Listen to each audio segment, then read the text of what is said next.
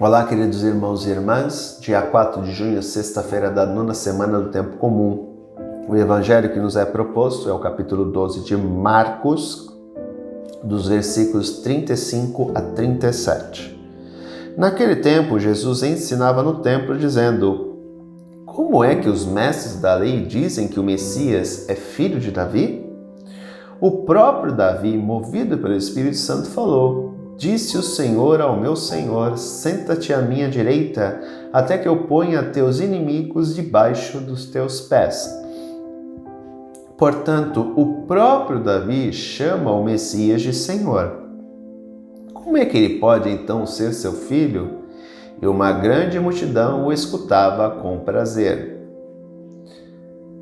Aqui entra um aspecto de interpretação, né? As pessoas achavam que o Messias era filho de Davi, então viria totalmente de uma linhagem davídica.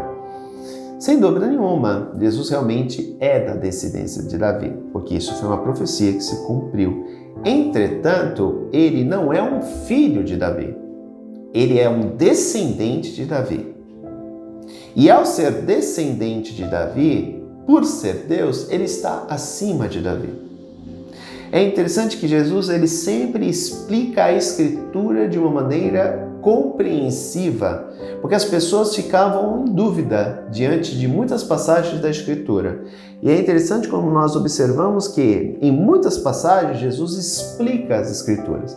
Lembremos, por exemplo, no período pascal, do encontro com os discípulos de Emaús.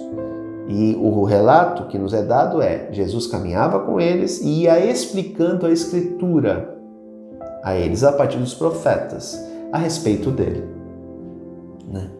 Então é compreender que Jesus, ele, sendo Messias, ele estava acima de Davi, né? Tanto que Davi, inspirado por Deus, um salmo diz aquilo que já foi, né, apresentado no texto de hoje. E o mais importante é a atitude de Jesus de fazer com que o povo pudesse compreender a Escritura. Aqui é uma mensagem clara para todos nós. Nós não podemos interpretar a Escritura ao pé da letra, senão corremos o risco de cometer o mesmo erro que o povo hebreu estava cometendo. Para compreender a Escritura, há necessidade de um estudo profundo. Compreender qual é a mensagem, quem é o autor por trás do texto, qual é o contexto histórico do texto, tudo isso tem que ser levado em consideração. Qual era a mentalidade da época em que o texto foi escrito? Senão nós corremos o risco de fazer uma interpretação errada do próprio texto. Outra coisa que as pessoas costumam fazer, tirar versículos do texto e fazer interpretações do mesmo. Está errado. O texto, ele é um bloco. Ele não é somente uma parte. Eu não posso dissecar o texto em várias partes. Não, ele é um bloco. Quando eu pego somente uma parte, um versículo do texto, eu tiro ele fora do contexto dele todo. Tem muita gente que faz isso, né? Tira um trechinho, olha aqui, Jesus falou isso, isso e isso. Isso quer dizer isso, isso e isso. Não. O trecho, ele está dentro, contido num contexto. E se eu tiro uma parte só, eu posso interpretar aquilo de maneira errônea.